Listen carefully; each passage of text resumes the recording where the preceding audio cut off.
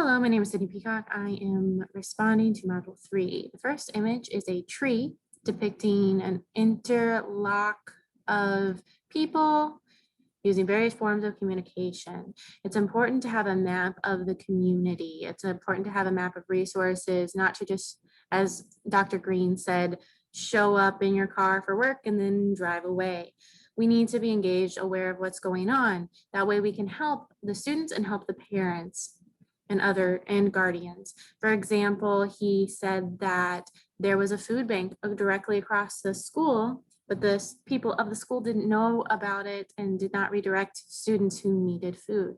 It's very important we know these resources so we can help the families and students holistically. It's very important to reach out and to be aware of the area. The next image shows a person looking in a reflection.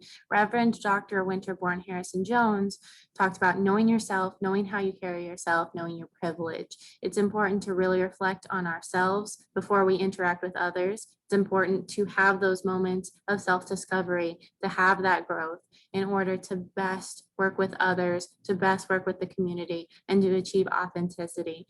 I think authenticity is one of the cornerstones of creating a successful school, a successful school community relationship, and a successful staff administration relationship. But in order to have that authenticity, you need to really examine yourself and examine how you're approaching issues and why you're approaching those issues that way. And if that really is the best way to approach them.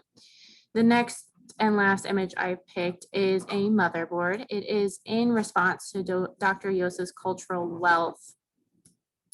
Dr. Yosa referred to the 7 parts of a student: the aspirational, familial, social, navigational, resistant, linguistic, and cultural capital that all build into the community wealth. Again, this is reflecting on just looking at students through every lens, considering a holistic approach and having an asset-based mindset, which is very important, very integral. And I think that we tend to have negative based aspects. For example, a student who may need to interpret for their family, that creates a lot of linguistic development for that student. And that also creates a job skill as an interpreter. Being bilingual is very good and helps development.